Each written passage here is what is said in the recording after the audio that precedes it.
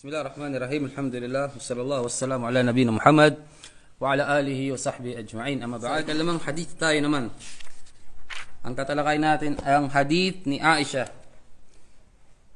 Sabi rito, an ummil mu'minin, ummi Abdullah Aisha radhiyallahu anha qalat, qala Rasulullah sallallahu alaihi wasallam man ahdatha fi amrina hadha ma laysa minhu fa huwa rad. Rawahu al-Bukhari wa Muslim. Wa fi riwayatin li Muslim man amila amalan laysa alayhi amruna fa huwa rad. Sinabi ni Ummul Mu'minin, tinaguriang siyang ina ng mga sumasampalataya. Ummu Abdullah, tawag rin sa kanya, Ummu Abdullah. Siguro narinig natin ito rito, di ba? Kapag babae, Ummu. Tawag kay Aisha radhiyallahu anha, Ummu Abdullah. Kanyang sinabi, man ahdatha, sino man ang gumawa ng baguhang katuruan, ng bagong aral, ahdatha, ibig sabihin bago. Fi amrina hada, sa kautusan namin na ito, sa aming relihiyon, sa aming pananampalataya, na hindi naman ito ay malay sa minho fahuwarad. Ibig sabihin yung ginagawa niya, wala sa aming aral, wala sa aming pananampalataya, ito ay rad. Ibig sabihin, babalik sa kanya. Hindi tatanggapin ang kanyang gawa. At sa hadith naman ni Muslim, man amila amalan, sino man ang gumawa ng isang gawain, laysa alayhi amruna, na ito ay walang katibayan mula sa amin, walang basihan, fahuwarad. Ito rin ay rad. Ibig sabihin, hindi tatanggapin. Mardud, no? Babalik sa kanya kung ano yung kanyang ginagawa. Pagod lamang kanyang ginagawa. Tayo, may mga issue tayo rito. Ang unang usapin, ang hadith ni Aisha, tinawag siya na Ummul Mu'minin. Ang mga asawa ni Propeta Muhammad sallallahu alaihi wasallam, ang tawag sa kanila ay Ummul Mu'minin. No? Ang mga asawa ni Propeta Muhammad sallallahu alaihi wasallam, ang tawag sa kanila ay Ummul Mu'minin. At ito ay nabanggit din sa Banal na Quran, ang katagang ito. No, ang katagang Ummul Mu'minin, ina ng mga sumasampalataya. Kaya lahat ng asawa ni Propeta Muhammad sallallahu alaihi wasallam, ang tawag sa kanila ay Ummul Mu'minin. Ang una rito, tawag sa kanya Ummul Mu'minin. Tinawag siya, si Aisha. At nabanggit din sa Banal na Quran ang Ummul Mu'minin. At tinawag sila na Ummul Mu'minin. Pangalawa rito, Ummu Abdullah. Bakit siya tinawag na Ummu Abdullah? Dahil sabi ni Aisha radhiyallahu anha, nung tinanong niya si Propeta Muhammad sallallahu alaihi wasallam sa hadith, faqultu ya Rasulullah, kannayta nisaaka fakannini. Ibig sabihin, binigyan mo ng pangalan, yung katawagan, layaw ang iyong mga asawa. Yung halimbawa, Ummul Mu'minin, di ba? Ummu Khalid, halimbawa. Ngayon, may mga katawagan si Propeta Muhammad sallallahu alaihi wasallam sa kanyang mga asawa. Bigyan mo rin ako ng pangalan. Sabi sa kanya ni Propeta Muhammad sallallahu alaihi wasallam, takanni bibni ukhtik Abdullah. Kung ano yung anak, kung sino yung anak ng kapatid mong ng anak mong babae, halimbawa ito si Abdullah ibn Zubair, may anak si Abdullah bin Zubair, isa sa siya bayaw ni Aisha. Doon kinuha ang pangalan na Ummu Abdullah. Kanino? Sa kapatid ni Aisha. Meron siyang kapatid na babae at mayroong anak na lalaki na si Abdullah. Kaya doon siya tinawag, doon nagmula ang katagan. Ang issue rito, sabi, man ahdatha fi amrina ay bi amrin hadith lam yu'had fi dinina wa shar'ina. Sino man ang gumawa ng bagong aral, ahdatha, bagong kautusan ng pagsamba na hindi ginawa ni Propeta Muhammad sallallahu alaihi wasallam, yan ay mardud, hindi tatanggapin. Alam natin mga kapatid, ang mga gawain ng tao, ito ay nahahatis tatlo. May mga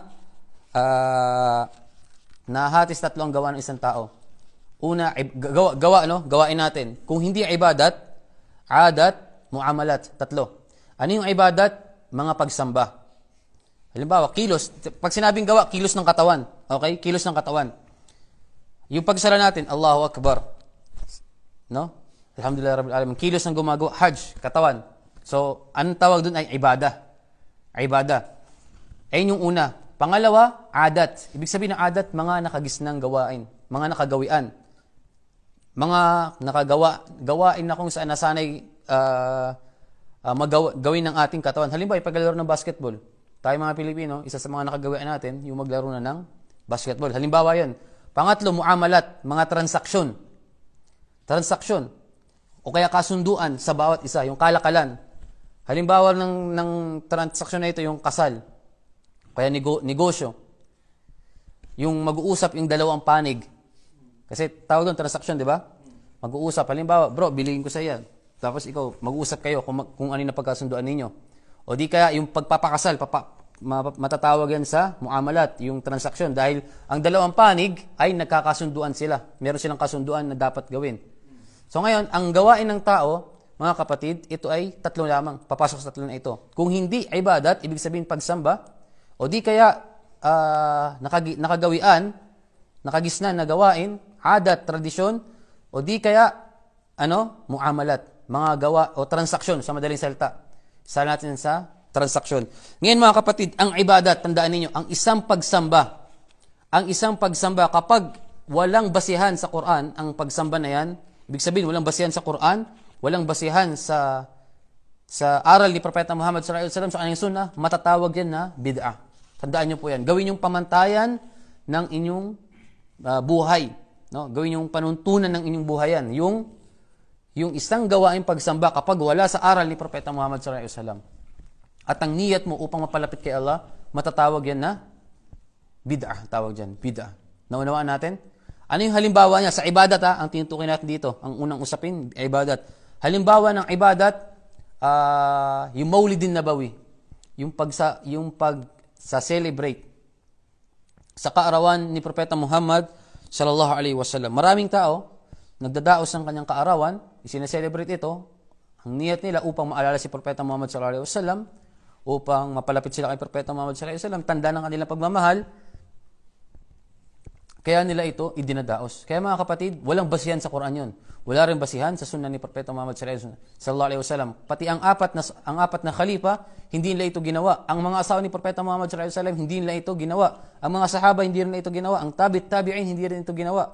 O yung qurunul mufaddala, yung mga panahon na mabubuti, na pinuri ni Propeta Muhammad sallallahu alaihi wasallam, ni isa sa kanila walang gumawa. Kaya ang tawag dito ay bid'ah. Naunawaan natin? Bid'ah hakiki. Ibig sabihin, origin siya na bid'ah. Maliwanag siya na bid'ah, na wala talagang pinagmulan. Ngunit may mga bid'ah naman, siguro wag natin tatalakayin ito dahil yan naman to kapag ginawa ng isang Muslim ito, yung mga maliliit na bid'ah, halimbawa, yung may pinagmulan siya, may origin siya, pero hindi siya dapat gawin. Ang bid'ah kasi, maaaring kapag ginawa mo, lalabas ka sa Islam at may bid'ah naman na hindi ka lalabas sa Islam. Halimbawa pa niyan, yung may pinagmulan, yung dua after ng sala. After ng sala, Assalamualaikum warahmatullah. Assalamualaikum warahmatullah po. Yung sala ng, 'di ba? Tapos 'yun. Ikaw ay magdudua kagad, taas mo ang kamay mo. Sala pang salawat. No? O magsalawat sa salawat ka pa. Bid'ah po 'yun. Kaya ang dapat sa isang Muslim after na maisagawa ang sala, yung farida, yung limang sala, anong gagawin niya? Magdikir. Magsala ng sunnah, hindi yung tataas kamay kagad. Hindi. Walang origin niya. Pero yung ginawa mo na yun, hindi ka naman lalabas sa Islam. Bakit? Dahil may pinagmulan yun. Yung dua. Ang dua, ibada, sabi sa hadith ni Propeta Muhammad sallallahu alaihi wasallam. Halimbawa pa niyan, yung wudu. Magwudu ka 4 na beses. So pag sobra, wudu. So hindi origin yun. No? Walang pinagmulan sa ating pananampalataya yun. Ngunit meron siyang pinagmulan. Yung wudu, yung ginagawa niya. Kanya lang, dagdag. Hindi po ba? O kaya yung pagpapasting. Yung fasting, kahit sa gabi, nagpa-fasting ka pa rin. So, lahat po yun ay wala sa aral ng Islam. Pangalawa naman, yung al-adat. Ibig sabihin ng adat, yung mga gawaing nakagisna ng isang tao.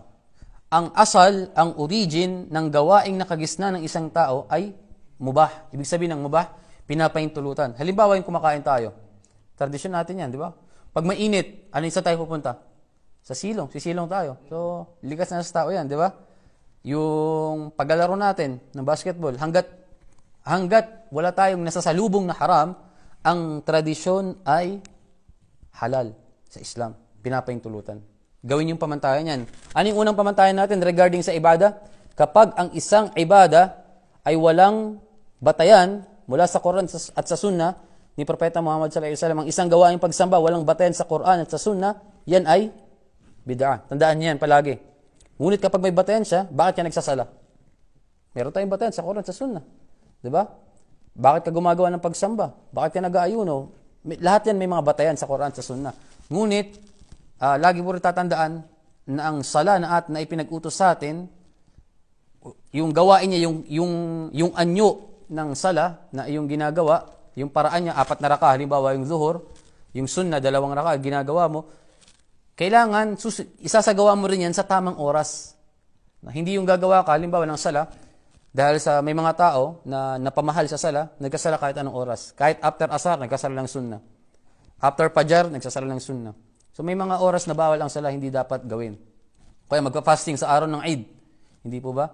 Hindi nila nilulugar yung origin o yung tamang paraan kung saan dapat ilagay yung pagsamba na inuutos sa atin. So ngayon mga kapatid, naunawaan natin yung ibadat, ang origin niya ay haram. Hindi ka maaari magsamba maliban na lamang kapag ikaw ay may batayan. At kukuha ka ng batayan sa Quran, sa sunnah ni Propeta Muhammad sallallahu alaihi wasallam. Yan yung pagdating sa usaping akida, sa paniniwala. Pangalawa naman yung mga adat, yung nakagisnan natin. At yung sinabi natin kanina, gawin mong panuntunan sa iyong buhay na ang lahat ng tradisyon ng mga Pilipino, tradisyon ng mga Arabo, tradisyon ng mga Amerikano, mga Incheck, anumang lahi, lahat ng tradisyon sa buong mundo, ang origin niya ay halal, hanggat hindi sinasalubong ang haram.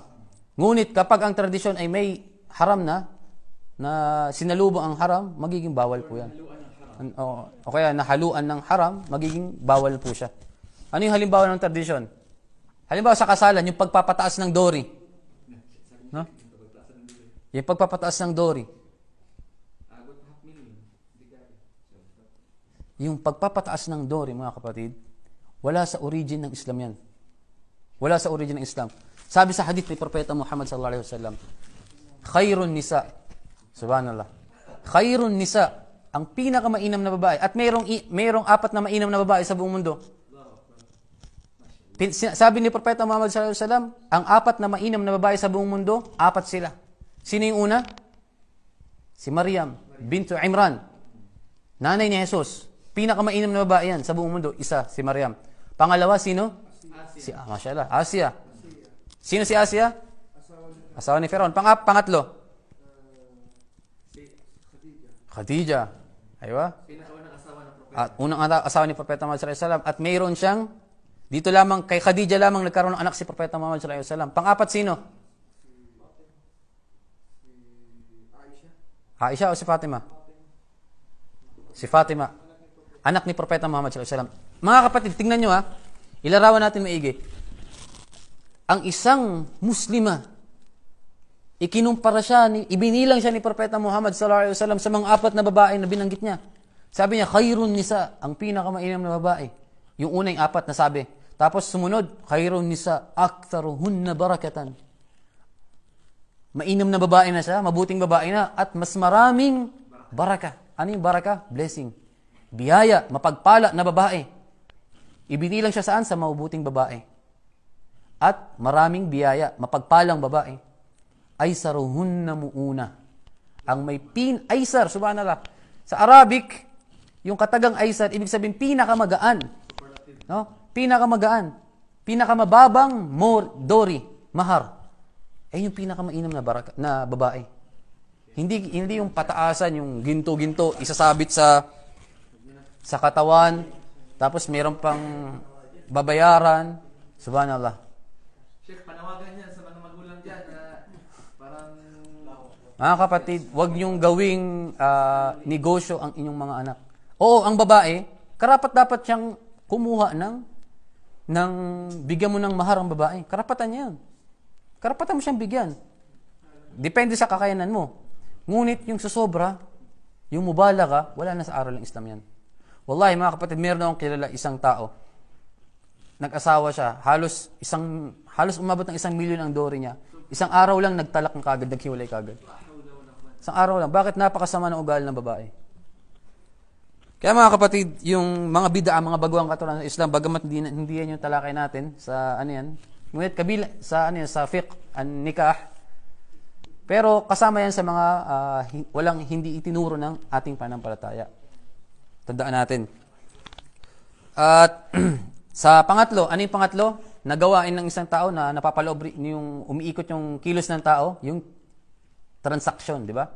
Ito na yung kasalan, sinabi natin kanina, yung negosyo, kalakaran, yung kalakalan, lahat ng yan, ang origin yan ay pwede. Ibig sabihin, halal. Lahat ng negosyo ay halal, maliban na lamang kapag ito ay hinaluan ng haram at may sinabangga na haram sa ating pananampalataya. Halimbawa, yung negosyo, yung pagtitinda, yung Islam, yung pagtitinda, yung origin ba niyan, nasa Islam? Opo, halal ang pagtinda, pag ninegosyo. Ngunit kapag magbebenta ka, kahit halal ang binibenta mo, ngunit sa oras naman ng ipinagbabawal, magiging haram yung ginagawa mo. Ano yung halimbawa niya? Alam nyo, siguro, ilarawan nyo, yung mga ano lang ito lang mga brother, ilarawan nyo maigi. Nagbebenta ka ng manok, halal, di ba? Burger, dates, o kape, lahat yan halal. Ngunit, nagbenta ka sa panahon ng haram. Kailan yun? Mashallah si brother. Tama yun. Sala ng Jumaa? Oo. Kapag unang adhan na ng Jumaa, bawal na magtinda. Yung halimbawa niya, ang halal mo, ang binibenta mo halal. Ngunit, kapag itinaon mo sa oras ng panahon na ipinagbabawal ang pagbebenta, kaya nabanggit sa banal na Quran, huwag niyong gagawin yan. At ang pagtitinda rin ng haram, ano yung mga halimbawa niya? Pagtitinda ng alak, pagtitinda ng sigarilyo. Yung pagtitinda ng alak, bawal yan. No? Shabu. O anumang uri ng droga, bawal sa Islam yan. Pagtitinda raw ng mga palabas na pinagbabawal. Tama yun, haram. Haram po yun. Dahil mga kapatid, bubble test topic natin, halimbawa pa niya yung gumawa ka ng haram tapos ibibenta mo, may kasalanan ka rin yan. Halimbawa yung alak, hindi ka nagtitinda, ngunit tagagawa ka. Haram din yun. Hindi ka nagtitinda, hindi ka bumibili, taga-deliver ka naman. Haram din yun. Naman natin mga kapatid? Tapos may nagiinuman ng alak dyan. Nandiyan ka, kasama nila. Hindi ka umiinom, pero nandiyan ka lang kasama nila. Haram din yun. Ang gagawin mo, kung hindi mo sila pigilan, umalis ka sa kanilang ginagawa. Naunawa natin mga kapatid? So, yan po ang kagandahan ng ating pananampalataya. At, sabi rito, ang hadith na ito ay kabilang sa mga hadith na kung saan umiikot ang ating pananampalataya sa hadith na yan. Katulad ng unang hadith, yung hadith ni Umar ibn al-Khattab, nung inamala malu bin niyat. Di ba sabi natin, ang Islam umiikot dyan. Dahil ang lahat ng gawain ng tao ay kailangan lahat ng uri ng pagsamba ng isang tao, kailangan ng niyat, hindi po ba? At dito naman sa hadith na ito, bakit siya kabilang sa mga hadith na umiikot ang Islam? Sapagkat ang iyong pagsamba, hindi tatanggapin yan, maliban na lamang kung yan ay may batayan sa Quran at sa Sunnah ni Propeta Muhammad sallallahu alaihi wasallam. Kaya ang utos sa atin ni Propeta Muhammad sallallahu alaihi wasallam, fa'alaykum bisunnati. No? Panghawakan ninyo ang aking sunnah at ang sunnah ng apat na khalifa. Si Abu Bakar, si Umar, si Uthman, si Ali radhiyallahu anhum, sumunod tayo sa kanilang paraan, sa kanilang sunnah. Sabi rito, wa'addu 'alayha bin nawajid. Kagatin ninyo ang aking sunnah gamit ang inyong mga bagang. Bakit hindi sinabi sa harap? Anong pinagkaiba kapag kaagat ka ng isang bagay? Kaagatin mo. Sa harap. Kaya sa dulo. Saan yung mas matibay? Sa bagang, di ba? Dahil kapag ito yung kumagat, matibay na kagat talaga. Kumpara sa harap, maaring matanggal, madali. Ngunit ang sabi ni Propeta Muhammad sallallahu alaihi wasallam, panghawakan niyo ang aking sunnah, ang aking kaparaanan, ang aking salita, ang aking gawa, ang aking kilos, sa pamamagitan ng inyong mga bagang. Hawakan ninyo. Ibig sabihin, panghawakan natin na maigpit ang kanyang sunnah. Sabi rito, wa iyyakum wa muhdatsatil umur. At iwasan ninyo, ang mga baguhang kautusan sa Islam, mga baguhang aral sa Islam, sapagkat ang lahat ng baguhang katuruan ay bid'ah. Ibig sabihin, lahat ng bagong aral sa Islam ay ligaw. Mga kapatid, meron tayong tutuldukan dito. Alamin mo na ang lahat ng bid'ah, lahat ng baguhang kautusan sa Islam ay kaligawan. Ibig sabihin, ligaw yan. Ligaw. Sa mga kapatid natin hindi Muslim, bakit namin itinuturo ito? Sapagkat hindi kami sumasamba, maliban na lamang na may batayan sa Quran sa Sunnah. Halimbawa, magsasala kami. Yung sala na ginagawa namin na hindi nakikita, na sasaksihan, may batayan po yan sa Quran sa Sunnah. Hindi kami maaaring gumawa ng pagsamba na gusto namin. Halimbawa, para hindi boring ang sala, para maintindihan natin yung sala, itagalog natin kasi Pilipino tayo eh. Bismillahirrahmanirrahim. Sa ngalan ni Allah, ang pinakamahabagin, ang pinakamawain, no? Sa ngalan ni Allah, ang pinakamahabagin, ang pinakamawain, ang lahat ng papuri ay kay Allah, ang Tatagalog mo, para maunuhan. Pangit pa, ano siya? Di ba? Parang hindi tayo makaano. Halimbawa, di ba? Kasi Pilipino naman tayo eh. Pero sa Islam, bawal po yun. Dahil kung papaano ginawa ni Propeta Muhammad sallallahu alaihi wasallam ang sala, lahat ng ibada, ganun dapat. May mga balik Islam na saksiyan ko sa Laguna, nung naging imam ako ron, dahil sa pagmamahal nila sa Islam, pagmamahal sa da'wa, ngunit kaunti ang kaalaman. Alam natin, balik kasi ako dati rin akong Kristiyano eh. Bago lang din ako sa Islam eh. Ay, 13 years na eh, matagal na pala. Ibig sabihin, nung bago Muslim din ako, wala akong alam eh. No? Sabi ng isang balik Islam doon, no? After nung umuupo kami, kailangan ang adan natin, itagalog natin. Itagalog yung adan. Itagalog yung adan. Para, yung adan, yung Allahu Akbar, Allahu Akbar, Allahu Akbar, Allahu Akbar. Bakit itagalog? Para mada'wa sa mga Kristiyano. Kasi sa Laguna, Tagalog. Pangalawa, hindi nila alam yung Arabic. Sabi nila, si Allah ang pinakadakila, si Allah ang pinakadakila. Para maunawan. Sino si Allah? Magtatanong na sila. Ako ay sumasaksi na walang ibang Diyos kundi si Allah. Ako ay sumasaksi na si Muhammad ay kanyang lingkod at alipin. Ngayon, da'wa yun. Pwede ba yun o hindi? Hindi pwede yun, kapatid.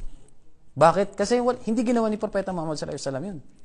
Yan po mga kababayan sa mga hindi Muslim na ang Islam, hindi kami gumagawa ng isang pagsamba, liban na lamang na may batayan palagi sa Quran sa Sunnah. Halimbawa, sayaw. Para hindi tayo boring sa masjid, sayaw tayo. No? Bawal din yun. Para hindi boring. O di kaya pagsamahin natin yung lalaki at babae. Para maganda naman. Pantay-pantay tayo. Lahat yung bid'a, mga kapatid.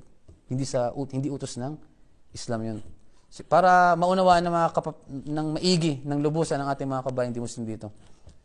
So, naunawaan nyo, bro? Inshallah. At tandaan din natin na ang bid'a, walang bid'a hasana sa Islam. Okay? Siguro marinig nyo ito, bid'a hasana yan. Ibig sabihin ng bid'a hasana, mabuting bid'a raw. Walang bid'a hasana sa Islam at bid'a sayyi'ah o bid'a kabiha. Wala. Lahat ng bid'a, sabi sa hadith, dalala, ligaw. At mayroon din nagsasabi na ang Islam, na ang bid'a, ito raw ay nahati, papasok rito yung al-ahkam, al-khamsa, yung 5 batas ng Islam. Ano yung 5 batas ito? Yung wajib, mayroong bid'a raw na wajib, at mayroon daw bid'a na mustahabba, may bid'a na muharrama, may bid'a makruha, o mubaha. Lahat ng yan ay walang batayan sa Quran. Lahat ng bid'a. Kapag sinabing bid'a, pag sinabing bagong aral ng Islam, isang gawain na pagsamba na wala sa Quran at sa Sunnah, lahat yan ay haram na. Bid'a. Kaligawan. Hindi gantimpalang nakukuha mo, kundi kasalanan. At yung pangkalahatang salita, ang hadith na yan, mga kapatid, ay kabilang sa pundasyon ng ating pananampalataya na dapat pag-aral ng isang Muslim, na dapat niya rin itong intindihin at unawain sapagkat ang lahat ng pagsamba ay hindi tatanggapin maliban na lamang kapag yan ay nasa kaparaanan ni Propeta Muhammad sallallahu alaihi wasallam. Unang-una, hindi tinatanggap ang ating gawa.